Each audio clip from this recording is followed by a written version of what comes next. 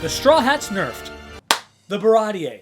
Or as some of us used to call it, the Baratie. Now this is a very important part of everything of East Blue because this is kind of where the whole saga goes like hard. We get new friends, big battles, bigger promises, and let's not forget about treason. And the real question is, did the live action capture? Nay, did it succeed? Well, did it? Now the first thing we really got to talk about is how they actually get to the Baratie. I really like Garp and the Marine's involvement in this so far, and their constant pursuit of the Straw Hats, especially after getting the Merry. This kind of presented us some information that we shouldn't have gotten for 300 episodes. Grandpa? And with the drop of this atomic level of information, we finally get to see a little bit of Garp's personality shine through besides just him being stern. We see the parallels with him and Luffy. His rebellious side, but also him being really impressed with things that he just thinks is fun.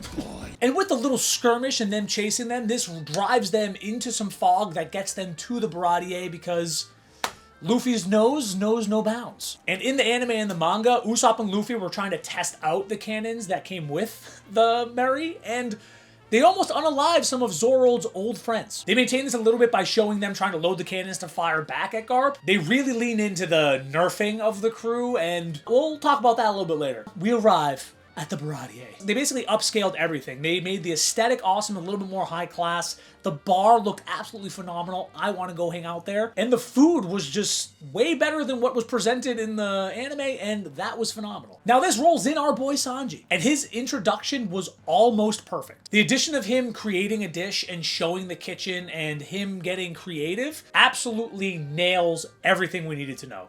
And you're showing off Taz Skylar's work that he put in because he was doing a lot. And it right away shows off the relationship with Zeph, which they absolutely nailed in scene 1. Well, in fact, you are off the line. And this is where they started deviating a lot, and it was all good. Now this brings us to the interaction between Sanji and Lieutenant Fullbody, and he was on a date with a pretty lady in a red dress. His attire was spot on. The pink hair, phenomenal. Instead of him trying to peacock his way through his date and then getting embarrassed when Sanji wasn't giving him the time of day, it's a completely different interaction. He was arguing with Captain Galley. And this is a really cool addition because Galley was the antagonist of the first edition of Romance Dawn, which the original Romance Dawn came from a 50-page one-shot from 1996 Shonen Summer Edition. And now we have to put out a little bit of fires when it comes to Sanji because this is a little different of a Sanji than when we get in the anime. They keep his respect for food in it where he tells them not to waste food, but it isn't something that was overly emotional for him in the live action, where in the anime it's something that he lives and dies for. So they end up showing his overwhelming love for food, but they kind of dial down the passion a little bit. And we don't only see that with his love for food. There were a handful of very beautiful women in this room,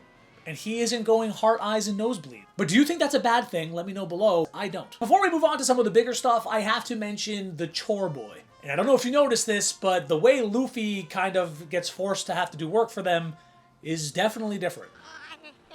The only damage that was done was by Luffy's mouth. And now this is where things start getting very interesting. The role of Gin. And this was boiled down to one thing and one thing only. Showing Sanji's compassion and his absolute commitment to being a chef and feeding people, and painting an image of the Grand Line for Luffy to kind of put a little bit of fear in him. And now this is how we start seeing them actually utilize Garp very well. Did I catch him in the middle of something? Mihawk's introduction might be one of my favorite moments of this whole live action series. It was so badass. And they just absolutely nailed him. They got his sassiness. What can I do for you, Vice Admiral? They got his skill and power. Him filling his boredom with just fighting because he can. Just killing some time. So this was a really cool way for them to show the Mihawk versus Don Krieg fight and him absolutely obliterating his armada. And to me, this was probably the best representation of CGI that they had in the whole series. Cutting the cannonball, like take the dreadnought in half. It felt like this was one of the spots that they were like, we really need to show up, and they did. So we kind of lose the whole Baratie fight and having a true villain there, but to me, all big W's. Now that being said, we miss out on the absolutely elite and phenomenal entrance that Mihawk has in the anime and the manga, and I'm kind of sad. I wanted so badly for him to just be floating in on a raft and just split the dreadnought in two and be like, I'm just killing some time. It's such a good entrance. And now we have to talk about the Zoro Mihawk fight. They absolutely slayed this, and it was almost scene for scene, and it was glorious. Mihawk using his cross necklace blade, the sassy taunting. I don't hunt rabbits with a canon. And then the slow kind of respect being built when he sees Zoro's skills. They nailed it. There's nothing else to say. Him pulling out Yoru and using that for the final hit, like, it was just... And the only change with this is basically how Zoro challenges him. It was I'll see you at noon tomorrow cowboy style. And it added just kind of a respectable duel thing to it, which I really liked. So good. And the Zoro promise scene, it just got me, man. It really did. I'll never lose again.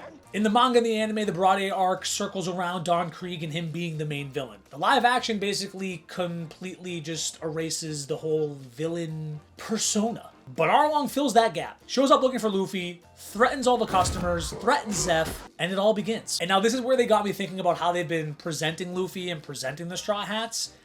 And so I kind of had to go back and watch some of the anime and read some of the manga, because I realized that they, like, nerfed the living heck out of them.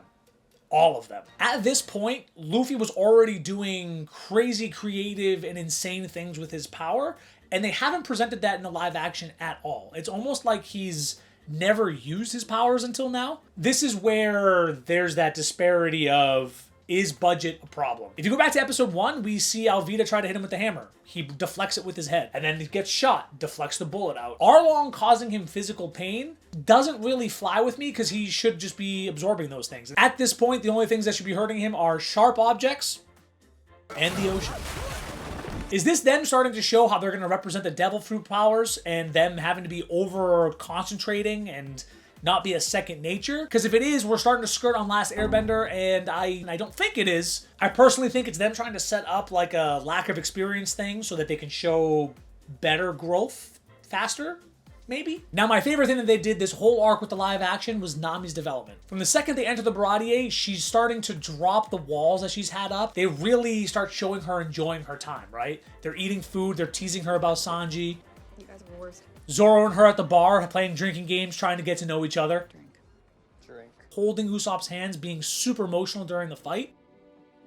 We get to see a very loving and softer version of Nami, and it is just a beautiful thing. And with the arrival of Spiky Nose himself, this allows them to change the whole betrayal scene. So instead of her stealing the map and the Mary to bring it to Arlong, Arlong came to her, fights Luffy. This gives her another opportunity to show how much she actually cares. She convinces him to drop him into the ocean, assumingly because she knew he'd be saved. So she takes the map, leaves with Arlong, and the whole thing came full circle. So did this get the Weebs and Waits stamp of approval? You bet your butt it did. Every single one of these changes was absolutely elite, and I liked it. So what did you think about the live action changes? Do you have any other theories? Let me know below. Be healthy, stay healthy, keep uplifting each other. Like and subscribe for all the Weeby goodness. See you in the next one.